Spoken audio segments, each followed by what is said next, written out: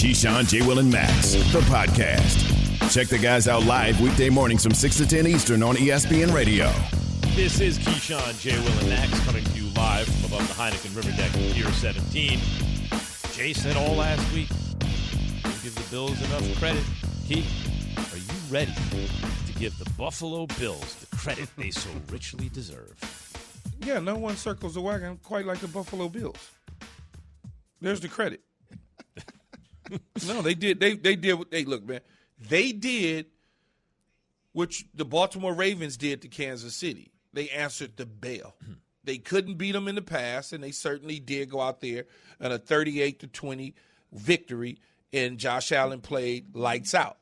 Josh Allen was a guy a little bit over 300 yards, counted for 5 touchdowns, 2 on the ground, 3 in the air. There's the credit right there. They're going to be at the top of the heat when it comes to the classes in the AFC.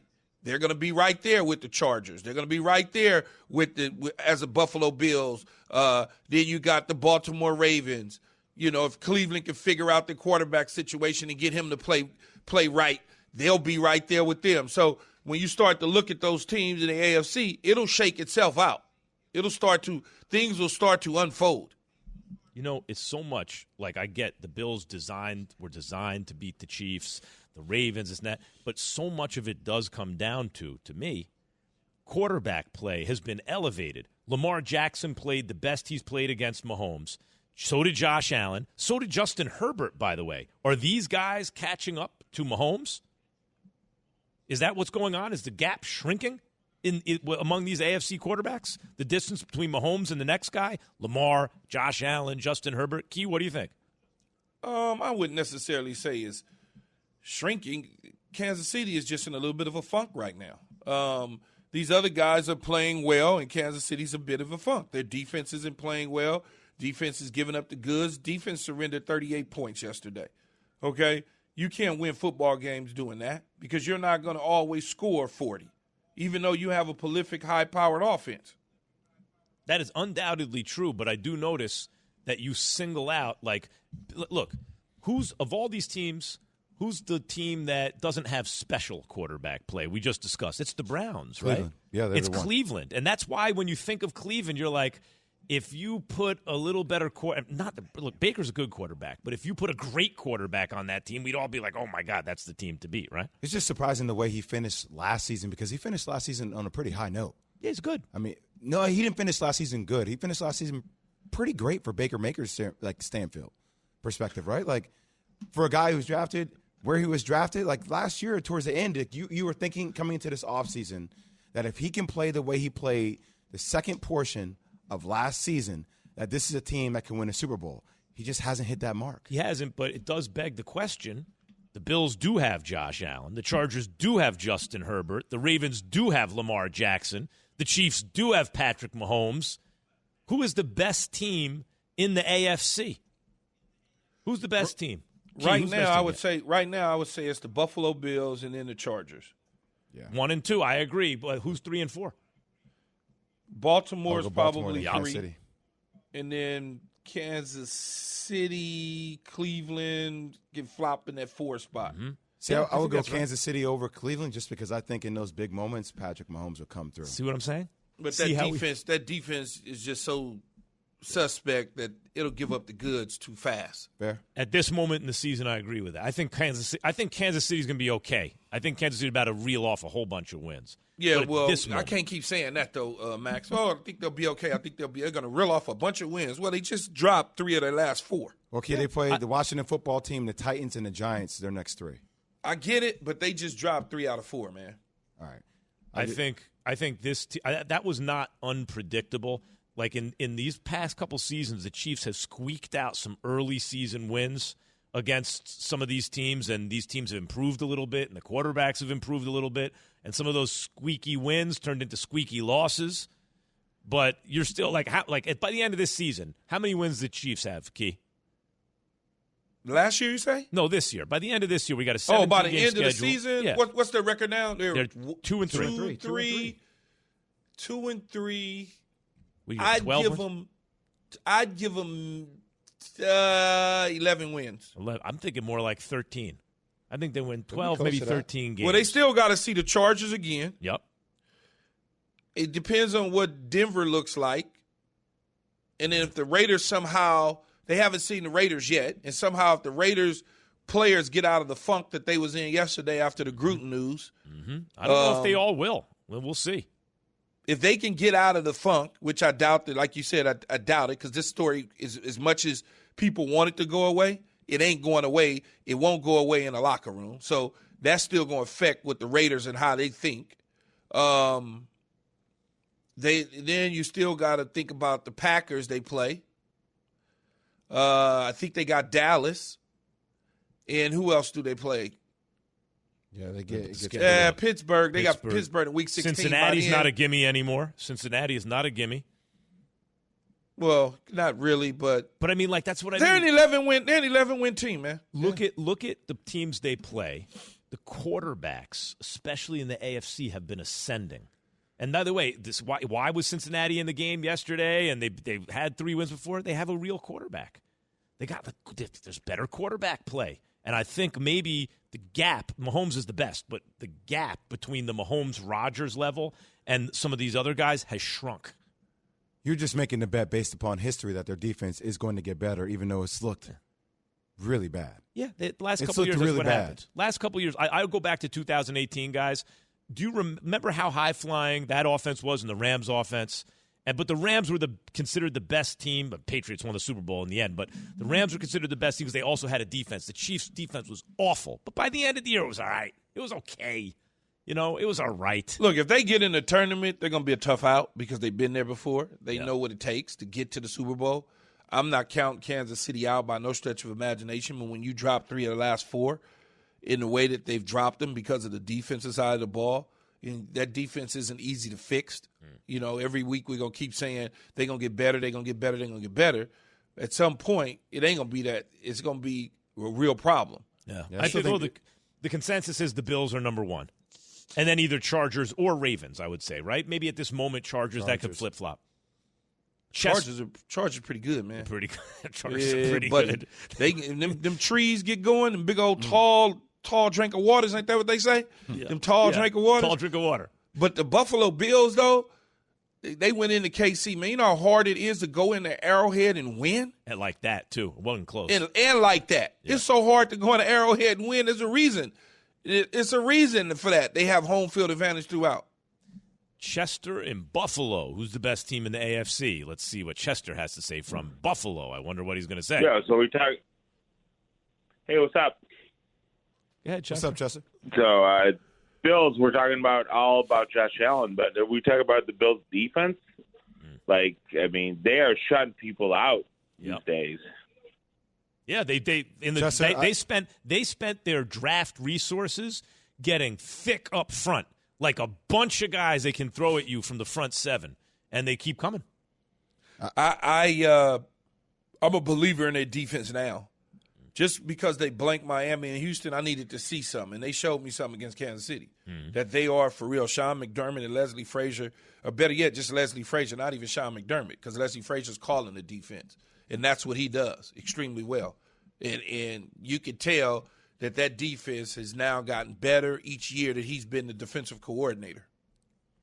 That's what I was saying last week. I'm saying, hey, look, it's one thing that they beat Miami and Houston, but how they beat them mattered. Like, they pummeled them, 35-0, 45-0. Like, I sat there and watched Miami score 17 on the Bucs defense the other day. Right? And I know the Bucs obviously have issues with their secondary and stuff, but we're talking about them as a title contender. Then you have to put respect on the Buffalo's defense for the ability to lock them down like that. Yeah, and they don't have to bring extra guys because they have a bunch of guys who can get after the passer.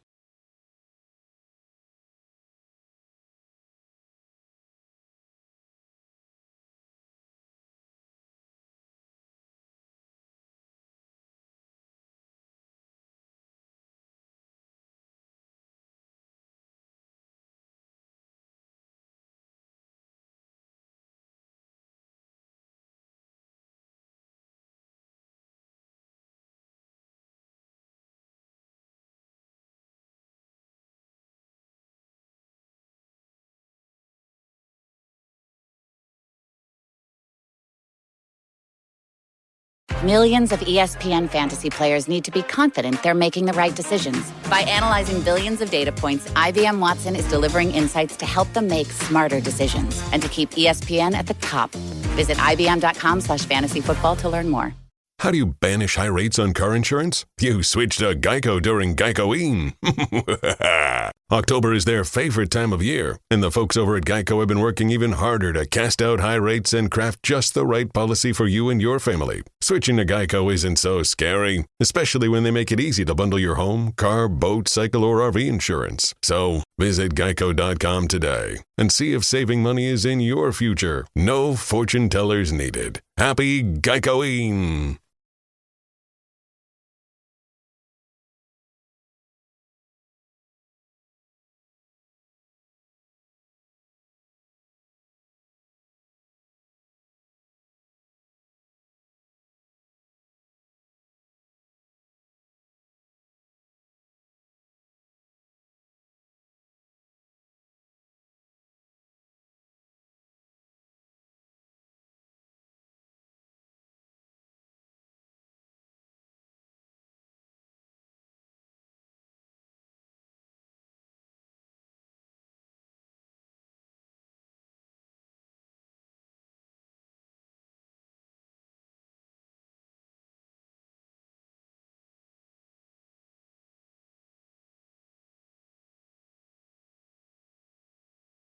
I was on a flight back from Vegas, took JetBlue so I could watch football, and that was the early game I watched, Packers and what a game. Bengals. And I got to tell you, the feeling I got, welcome in Dan Orlovsky to the show, the feeling I got, Dan, was that Joe Burrow was going to win that game. Mm-hmm. And then when they start missing field goals and chance after chance, I was like, oh, this is one of those games. You know, Joe Burrow is the kind of guy who's going to take advantage. I was actually surprised he threw that pick when he did. Yeah. I thought, here come the Bengals. This is going to be their big moment. Yeah, that pick's miscommunication between him and Boyd. They do such a good job in the middle of the field. Tyler Boyd often just runs an option route. He's got 3 different options. Miscommunication. I agree. I had gone into the game and took Cincinnati. I thought Cincinnati would win the game, especially with Jair Alexander out. Cincinnati did a lot of really, really, really good things. I hated the 3rd and 5 call, which is the third down before the first missed field goal. 3rd and 5 in that moment, your quarterback and receiver Jamar Chase were like so kind of Devontae Adams, Aaron Rodgers-ish that I would say players over plays. I want to, hey, Joe, make us right. If we're going to win the game, it's going to be because you two go make a play. And I feel like we're, as a football community, changing the way that we say we're in field goal range. A 56-yard field goal is, hey, yeah, sure, he can kick it, but that's not ideal field goal range. And so I didn't like that 3rd down call. What was the idea there? That, like, worst come to worst, we'll pick up a couple of yards, and at least we're not going to turn the ball over? I don't even get it. Yeah, I mean, you're thinking, well, worst case scenario, we call a pass, Joe gets sacked, and then that 56-yard kick or 57-yard kick becomes a 60-yard kick or whatnot. But I think in that moment, you just got to trust those two players to be right and to make the right play. And if it's an incompletion, it's an incompletion. But if you get another first down, then you're continuing to control how far that kick actually is. All right, that all being said, because I think Cincinnati's a really good football team. The 3rd and 16 throw from Aaron Rodgers to Randall Cobb is one of the best throws I've ever seen Aaron Rodgers make, and I've seen 100. That's the best throw I've ever seen Aaron Rodgers make. You know what I'm saying? Like, that throw is absolutely out of this. I don't think people understand how hard of a throw that is. He's at his own 40. He's throwing it to the opposite 30. So it's a 30-yard throw, and his hand is getting hit literally the moment the ball is getting released. I have no idea how he's able to get it. How is he able to throw the ball far enough and accurate enough? If we are going to say the throw against San Francisco a couple weeks ago, the throw in the Super Bowl to Driver or Greg Jennings, down the middle of the field, the throw to Cook it's one of the best throws because Cincinnati on that play does everything right, everything, and it's still not good enough. Dan, are the Cleveland Browns in trouble? Can they advance deep run into the playoffs with Baker Mayfield at quarterback? I think so. I think the Browns could win a Super Bowl with Baker Mayfield. This is not the week to say, well, is Baker Mayfield replaceable? And all those kind of the question marks attached to him. He threw for over 300 yards. I think Baker Mayfield's really good. And to your point, Key, I said this, I think, like the week of the Chiefs game. I said the only question that will be asked about Baker Mayfield for the rest of the year is, when we are down in the fourth quarter in a one-possession game, can you put the team on your back to go win? And he's had 2 moments this year to do it, and he's 0 for 2. And that's just facts over feelings. Dan, I was at the game yesterday. Yeah. So, when we could see the game from that view up top, and you're sitting there, and you're sitting in, I'm sitting in my seat, and I'm watching the game, and I'm looking at, I'm analyzing and whatnot, and I'm watching guys break free and open, and I'm watching him go to the wrong reads in this situation at the end of the game. I'm watching with my own damn eyes. I'm looking at it. And I'm saying to myself, if they get into those situations, just like you just said, they're going to be in trouble. Yeah, that's the question. And until he answers it different, that question is going to constantly follow him. Like, the deep ball to Njoku, I think it's the second or third last play of the game. Yeah. He throws that bomb to Njoku, I believe. OBJ's running wide open. On a deep crosser. Yeah, on the deep crosser. I'm sitting there. Yeah. Pre-snap read, I'm the quarterback. And I'm saying to myself, OBJ, okay, he's climbing. OBJ's getting ready to break open. He's getting ready to break. Oh, what the hell is he doing? Yeah, and how come they can't get on the same page? Well, yeah, I mean, that's been the story, right? I've kind of phrased it like this, Jay. As a quarterback, often it's I get the play, or I get the play call. This is my play. Now where are my players?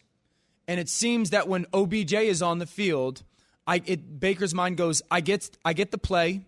Where are my players? And this is the play call. Kind of he reverses that, and he oftentimes locks into OBJ. And then I felt like yesterday it was, I'm going to do as much as I can to not pay attention to OBJ or to try to not push that narrative. But you know what's so funny? It's so funny that you said that, Dan. So you know how you go and you talk to people, you see people after the game, and you talk to people. I'm not going to disclose who I spoke to, but I was speaking to somebody in the Cleveland Browns organization. And that narrative that you just said, that was the conversation. I'm going to do what they're telling me not to do, which is I'm going to deliberately not find OBJ to prove to people I don't need him to succeed. Yeah, and it's a fine line because, and I've had Baker's back, right, and I still do. I think he's really, really, really good. But he's got that personality. At least it seems to me. It's like I'm trying to be a people pleaser, right? Like I want everybody on my side, so to speak. And I think he reveres OBJ at such a high level, a rare air level, that he wants to do everything he can to make OBJ look at him the same way he looks at OBJ. You know what I'm saying? I think, by the way, I've always thought that once that's a team of ballers. Once they look at Baker and think, and there was a question, is he a ball? I think that he is so scared to not to be looked at in exactly the way you said, like he's not really a baller. Right. But I don't think he has chemistry. I just don't think these two dudes have chemistry, period. I mean, eventually the results are what they are. We can't run from them anymore. We can't kind of describe – the results are what they are. Again, I think he's really, really, really good. But to be fair and do the job, until he answers the question – because the opposite team yesterday, Herbert, it was like – all right. Well, when you say really, really, really good, it's a lot of reallys. Correct. That's true about Josh Allen. Correct. And Justin Herbert and Lamar Jackson Patrick and Mahomes. Obviously Patrick Mahomes. Right. I would not put Baker in that category. You can't until he answers that question. To enter rare air in this league, you have to be the guy that when your team is in that one possession game in the fourth quarter, we're good. And Baker hasn't answered that yet. I actually asked Hembo to look it up just because I sometimes like when numbers match. In the fourth quarter, when it's a one-possession game, his QBR is 31st in the NFL. And that's from me, a guy who loves Baker and has had his back. The reality is what the reality is. Dan, Justin Herbert, there's just something so different about him. I mean, obviously, we've talked about him a ton. Yeah. But, like, what did you see yesterday that just makes him so unique? I think he's the most unflappable quarterback in football right now. And that's changing the narrative about the Los Angeles Chargers. That's why they're winning these close games. That's why when it's 4th and 2 with 10:36 to go in the third quarter on like your own 25-yard line, you go for it. And Brandon Staley, their head coach, has said, I'm going to go for it because I trust in my quarterback. I believe in my quarterback. And listen, there's a different. I believe in a lot of things. It doesn't mean I'm always going to, rely on them when it's in the moment. And he does. And I think the greatest way I could describe Herbert is he plays with an extreme amount of cockiness or extreme amount of ego and zero cocky. Extreme amount of ego. You don't make these throws unless you got a giant ego. But he also doesn't get in the way. Or allow his ego to get in the way of doing the simple. Is he your MVP? He's the MVP right now. Yeah, he's the MVP. And you know what's the crazy thing is, so I call college football for ESPN, and I called Justin Herbert's game a couple years ago. Shut up, Keyshawn. Shut up. A couple years ago, Oregon on the road at Arizona. Arizona's defense was like 110th in the country, and Herbert was bad. He was bad, and I was calling the game, going, "You're supposed to be a top 5 pick. Take over a football game." Justin Herbert is he's like the Russell Westbrook, so to speak, of the NFL. So much better as a pro than he was in college. He never took games over like this in college. He takes games over right now. He's the MVP of the NFL. Keyshawn, J. Will and Max, ESPN Radio. What's the ceiling for Dak and the Cowboys? Oh, they can go to Super Dan Bowl. Orlovsky, by the way, is who we're talking to. Yeah, they can go to Super Bowl. I think they're the most consistent team in the NFL right now. The most consistent team. I know exactly what I'm going to get out of Dallas every single week. And the thing that makes them different than they have been in the past is when they don't play good, because they did not play good yesterday, they can still win football games. When their offense turns the ball over twice early on and the Giants have a chance to go, this is how you pull the upset, their defense pitches a shutout. They get no points off 2 early turnovers. That's a big deal. People have talked about Dak Prescott and said, well, he looks like Drew Brees and he looks like Peyton Manning. Just remember who said that first this year. When you watch that touchdown pass to CeeDee Lamb, that looks like the Colts of the past. That looks like Peyton Manning of the past. Their offensive line could do whatever they want. Dak is operating at kind of the house money. All right, I'm at the line of scrimmage. You guys, I'll do whatever I want type of thing. Their defense is violent and it's fast. And quarterbacks, unless you're a wide receiver, has elite ball skills, you have to stop throwing at Trayvon Diggs. You just have to. Because the ball skills are what is separating him from so many other corners.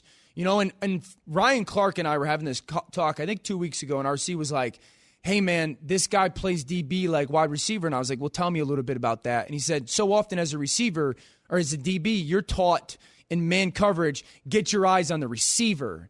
And he was like, I wouldn't want to coach him because in man coverage, he keeps his eyes on the quarterback. And it's not burning him. And that's how he's making these interceptions, is he's playing like a wide receiver at DB. And unless your guy's got elite ball skills, the Keenan Allens of the world, man, you can't throw to him because he tracks the football so well. Talking to Dan Orlovsky on Keyshawn, J. Will and Max. You got something for Dan Key? Yeah, if he stopped talking. Well, he's a guest. That's what he's supposed to do. You got 4 hours. Hey, buddy, Jay, I'm talking to Dan, not you, okay? Buddy. Stay out of it, buddy. Hey, Dan, so I guess I got to slide over to your side, Josh Allen and the Buffalo Bills. Huh. Right? They answered the call. They Yeah. went into Kansas City, and they opened up a can of you-know-what. How impressed were you with them? Dan, don't let him slide over to our side on Buffalo. Yeah. He's been off Buffalo. Jay, the whole time. shut up, Jay. I'm talking your to aggressive Dan. Language is not going to God, prevent me from my conversation. stay out of it. I'm here in studio with Dan. Yeah. And I'm in my studio at the studio in L.A. Studio. Key, I was less surprised by what the Bills did in comparison to me not being surprised that you were wrong again. The Bills are the best football team in the NFL. I have said they're the best football team in the NFL since week 1. They're a blocked punt away from being 5-0. I think they're as good, well coached as anybody. When Josh Allen plays within structure, meaning, hey, coach calls this play and we're just trying to look for a 5-yard completion here. We don't need you to play hero ball. When you just play within structure and he is allowed to be creative, he's as unstoppable as any quarterback in the NFL. And that's kind of what you saw last night. Their defense, I think Leslie Frazier. Now everyone's going to say, well, they played 2-high zone. Yes, but it's not like they just lined up and played the same 2-high zone. Key, you know this. They played cover 2. Then they played Tampa 2. Then they played 2 carry. Then they played trap. Then they played cover 4. It's all these different versions of it. And I think that's the best coach team in the NFL conversation. Real quickly, I think the Chiefs right now are a bad football team. And until they stop doing things that bad football teams do, they'll continue to be a bad football team. They're worst in the NFL right now, 11 turnovers with the Jacksonville Jaguars. They got the worst scoring defense in the NFL. They give up 7.1 yards per play. To put it in context, Max, arguably the best offense in the history of the NFL is the 2000 Rams. Greatest show on turf. They averaged 7 yards per play. Their defense is giving up more than that. Yeah. They got the 5th most penalties on offense in the NFL. Until they stop doing things that bad football teams do, the Chiefs are a bad football team. Maybe Dan Graziano said the Chiefs' defense turns the entire league into the Chiefs' offense. Yes. Yeah, that's tough. And that's when they're 500-ish, a game under right now. Thank you, Dan Orlovsky. That's Dan Orlovsky giving the Straight Talk. Brought to you by Straight Talk Wireless. No contract, no compromise. Keyshawn, J. Will, and Max. Brought to you by Barbasol. Introducing Barbasol 1919 Classic Shaving Cream. Pay homage to the original, invented over 100 years ago. This new non-aerosol formula features enhanced ingredients, an exceptional glide, and crisp fragrance for a shave experience like no other. Learn more at Barbasol.com. The most telling response from the Las Vegas Raiders when it comes to John Gruden, that's after SportsCenter. Keyshawn, J. Will, and Max, ESPN Radio. Dr. Pepper call-in line, 888-SAY-ESPN, 888-729-3776. So, John Gruden, the Raiders head coach, responding to the email leak that revealed an email that he sent in which he referred to DeMaurice Smith and characterized his lips in a, I think, way that is safe to say has all the kind of Michelin tires hallmarks of, the kind of worst kind of, or not the worst kind, in fact, just bad racial stereotypes. Had this to say about the whole situation. All I can say is I'm not a racist. I can't tell you how sick I am. I apologize again to D. Smith, but I feel good about who I am and what I've done my entire life. And I apologize for the insensitive remarks. I had I had no racial intentions with those remarks at all. But yes, they can. I'm not like that at all. But I apologize. I don't want to keep addressing it. Yeah, he doesn't want to keep addressing it, but as Keyshawn Johnson said earlier in the show, he's going to keep addressing it, and he doesn't make that call when he gets to stop addressing it. He's the one who said it. He doesn't have the power to say, okay, now it's over. Key, we heard from Josh Jacobs and Derek Carr, but what was the most telling response from the Raiders? What those guys said or how they performed? Well, I would put it out there on the field on how they perform against a young Justin Fields-led team in the Chicago Bears. I mean, Chicago Bears wasn't supposed to go into Las Vegas and get that W, but sometimes things have a lingering effect on your performance. And I certainly believe whether you have players in that locker room that would come out publicly and say anything or not, that certainly had some effect on how they performed in that football game. They didn't go out there to lay an egg on purpose. They just, you walk, how it is, Max, you're walking in the fog. You're not fully focused in all the time about things, as well as the coaching staff, as well as John Gruden. I'm sure John Gruden could have called some different plays had his mind not been distracted about some of the things he said 11 years ago. I can only imagine being a player on an NFL team, especially the Raiders are like a program. They're like John Gruden's program. And to need to run through a wall and everyone be on the same page after the head coach not only said that, but then dismissed. Well, okay, I'm done talking about it. Maybe, Jay, I'm not trying to run through that brick wall. See, I can't speak for everybody's mindset as a player because I think a lot of guys, depending upon what stage of your career you're in, you may not like what the coach said. You may have your feelings, but you also know what kind of power a guy like John Gruden yields within that organization, right? His relationship with the owner, how that can devalue you in time. So, this is not college sports. I still think guys are trying to go out there and win their games. Guys are still trying to do what's best for them and their careers to make as much money as possible. But for John Gruden personally, you can't run away from this. And I think the post-game presser, when he tried to be dismissive with the comment saying, I already apologize for this, I'm done talking about it, I don't really think John Gruden is going to have the right to tell people to stop asking questions about it because this is what happens when an email leaks. Racism is about power dynamics as much as anything. And when a white coach sends an email to a white executive using that kind of language, that's, you don't get to just then say, I'm done addressing it. Sorry, Key, you were saying something? No, I was going to say the players in that locker room are certainly trying to play football, Jay. There's no question about it, regardless to what have taken place, because it's a very serious game. You've got to go out there and you've got to play at 100 miles an hour. But sometimes when you are playing, your mind may be there, but it may not be there. You may be thinking one thing and doing another. A coach may be thinking of calling this particular play, but his mind is so off that he calls something totally different than what he would normally do. And I think that's probably what you saw in the Raiders game. I mean, I didn't think if you would have asked me were they going to win the game yesterday before kickoff, I'd have told you no. I'd have simply said, no, they're not going to win. They're just not going to win. Kid, this is the horrible part about all this. What are we not doing right now? We're not praising Justin Fields. Like we're not talking about the Chicago Bears. We're not talking about a rookie quarterback in his second win in a row. We're talking about a situation with the coach, and it sucks. You just made sure to shout him out. That's a good idea. Dennis in Delaware. You're on with Keyshawn, J. Will, and Max. Hey, guys, thanks for taking my call. As always, I'm really having a hard time today talking football because no one who mocks another individual based on the color of their skin and the physical characteristics should be in any position of leadership. Gruden needs to be suspended immediately. Zero tolerance means zero tolerance. It's just that. I'm angry just like Keyshawn and Randy Moss is. I'm an educator. I have kids. And Gruden is a bad guy because on Friday he tried to cover it up by saying he often refers to people lying as having rubber lips, and that's what he must have meant with the D. Smith remark. The Raider organization is completely tone deaf.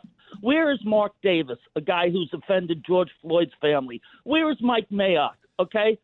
This organization has spoken out against players kneeling for social injustice. What's going on here?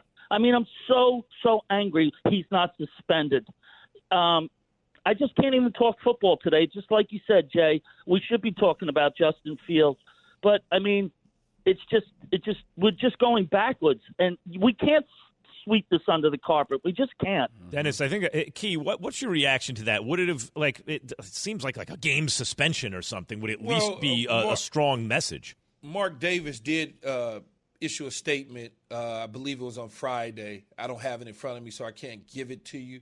But he certainly, it was not something that was flattering. And he said something along the lines of, it's not acceptable. The Raiders don't stand for, that's not Raider Nation. They don't stand for this. Something along those lines. I'm paraphrasing because I don't have it in front of me. But he did issue a statement. As far as the suspension and stuff, man, I'll let the league deal with that, and I'll let the Raiders deal with how they handle the situation with John Gruden.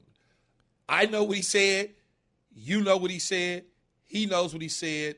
That's all. I don't want to get caught in it if he should be suspended, if he should be fired, all those sort of things. Because at the end, they've got to make that decision and they've got to live with it. They've got to make the decision on whether or not he should be coaching the team, when he should be coaching them, all that. I can't make that decision because if I say he should be fired, that's one thing. If I say he should be suspended, that's another thing. So let them make the decision and see if they get it right. Yeah, well, obviously some fans feel that way. The greatest streak in football is over. We'll tell you how it happened next. Keyshawn, J. Will, and Max, ESPN Radio, ESPN2.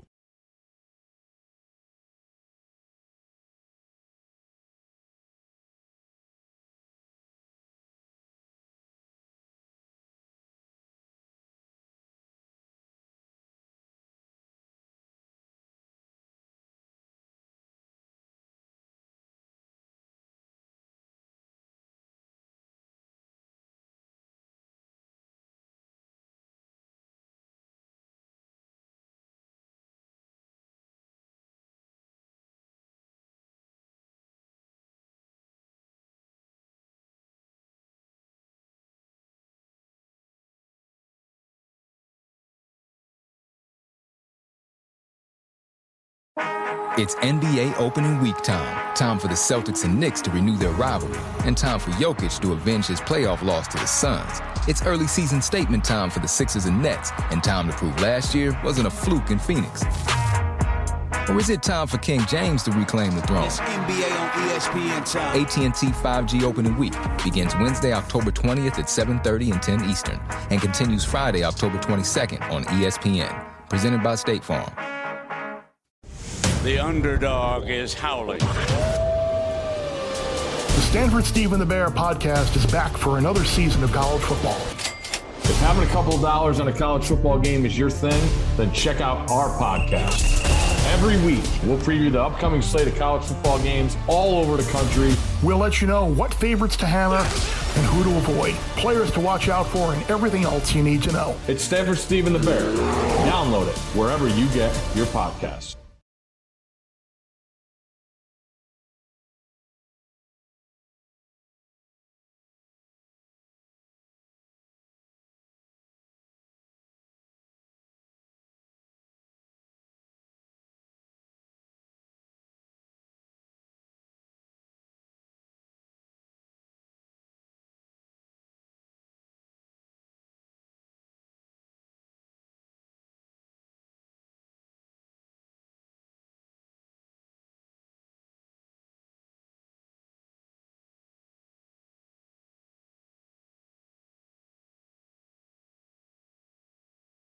Keyshawn, J. Will, and Max, ESPN Radio. The AP Top 25 poll has changed. I wonder why. Number 1, Alabama dropping to 5th after their loss to Texas A&M. By the way, I'm at the fight at Wilder and Fury, and I'm like, Wilder is not entering the ring. What's going on? And I'm following the game on my phone, and maybe 90 seconds after the game ended, they were in the ring. Georgia jumps to number 1. Rankings reaction is brought to you by Wendy's. Get a sausage or bacon, egg, and Swiss croissant for just $1.99 at Wendy's during breakfast hours only, limited time only. Price and participation may vary. And to talk about the impact that Alabama losing has on the college football playoff, we bring in the great Heather Dinich. Good morning, Heather. Where is she? There she is. There she is. Good morning. How you guys doing? Good. Doing this well. morning, Heather. Good. I'm here. So Alabama falls to 5 after losing to Texas A&M. Heather, what does this mean for their playoff chances? Well, look, the reality of the situation is Alabama is now in must-win mode. And I want everybody to think about this scenario because it could happen. So Alabama wins the West, goes to the SEC championship, and loses to Georgia, which ESPN's Football Power Index now projects. So you have Georgia winning, handing Alabama their second loss. Guys, think about the top 4 and how hard this would be for the selection committee because you've got Georgia, the SEC champ, you've got the Big Ten champ. I'm going Buckeyes there, right? And then what do? I'm not putting in the ACC champ. I don't think they do either. Do they go Oregon, Cincinnati, Oklahoma? Let's go Oklahoma. Then who gets that 4th spot? Right? Yeah. I mean, think about that. So that's what that Alabama loss does, is it puts them in must-win situation, and the SEC can still get 2 teams in because if Alabama does win the SEC championship with 1 loss and knocks off Georgia, they probably take both of those teams. But I don't think they take Alabama with a second loss if they don't win the SEC. Heather, Ohio State is all of a sudden back up to number 6 after losing to Oregon in week 2. How concerned should the rest of the nation be about the Buckeyes getting that 4th spot? Very concerned. Look, my top 4 this week pained me because I struggled with what I'm seeing on the field versus rewarding teams with what they have done. And that's going to be the committee's challenge. And my top 4 is Georgia, Iowa, Cincinnati, and Oklahoma. I think Ohio State can beat Iowa, right? I do. I look at what I'm seeing on the field right now, and I don't think Iowa has the offensive power to hang with the Buckeyes. So very concerned. And I think right now the game of the second half of the season is going to be Ohio State-Michigan. Let's fast forward to that one. Mm-hmm. You know, I was going to ask you about Iowa being at number 2. I know they're number 2. I know they're undefeated. But are they really the number 2 team in the country? I know they're secondary. They're creating turnovers and interceptions like no other. But are they really the number 2 team in the country? This week, they are. They have to be, in my mind, because you do have to reward them for what they've done on the field to this point. But here's the thing. You can even nitpick that win against Penn State, because anyone who watched that realizes that after Sean Clifford got injured and left that game, Penn State's offense was not the same. I'm not going to sit here and say that Penn State would have won definitively with Clifford in that game, because they were having some problems of their own, but 8 false starts, guys, after he left the game is insane. But you have to give Iowa credit. Their quarterback, Spencer Petras, got off real slow, and then he turned it around, and they did what they had to do. And you have to give that defense and special teams credit for what they were able to do against Penn State. Heather, how would the committee handle that? That's a great question. So everybody knows their first ranking doesn't come out until November 2nd. So there's a lot of time for Iowa, undefeated teams, one-loss teams to still impress them. But there are 8 new faces in that selection committee meeting room this fall. That is a lot. One of the people coming back is a coach, Tyrone Willingham.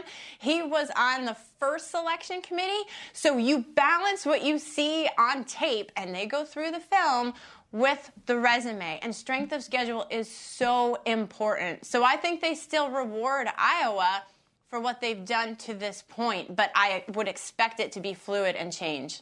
Heather, how would you view Oklahoma watching that game the other day versus Texas, down 21 points at the half?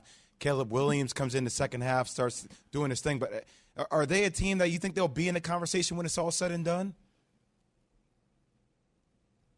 I do, because, well, let's see what Lincoln Riley does with the quarterback situation. Williams was outstanding. What a spark he brought to them.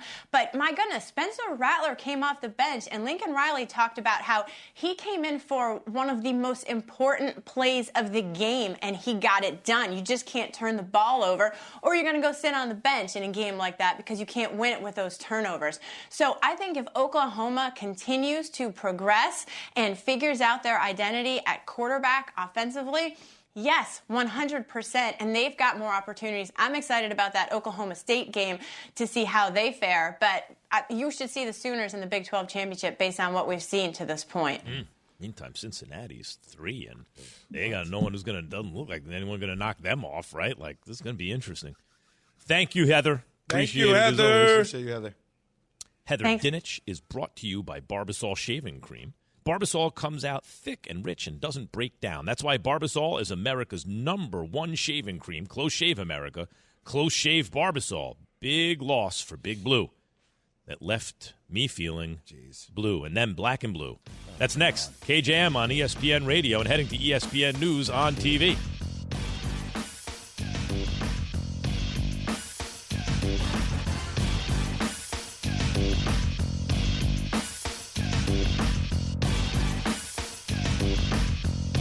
Thanks for listening to Keyshawn, J. Will, and Max, the podcast. Check the guys out live weekday mornings from 6 to 10 Eastern on ESPN Radio. It was a stunning fall from grace. Did it concern you that a number of tests weren't working on Theranos' devices? Her story, unbelievable.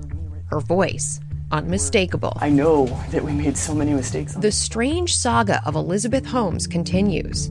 I'm Rebecca Jarvis, and I've been reporting on the case of Elizabeth Holmes for more than 5 years. And now that she's finally going to trial, we'll be following the case and Elizabeth every step of the way. She's a big risk taker, and I think she's willing to roll that dice. The Dropout is back.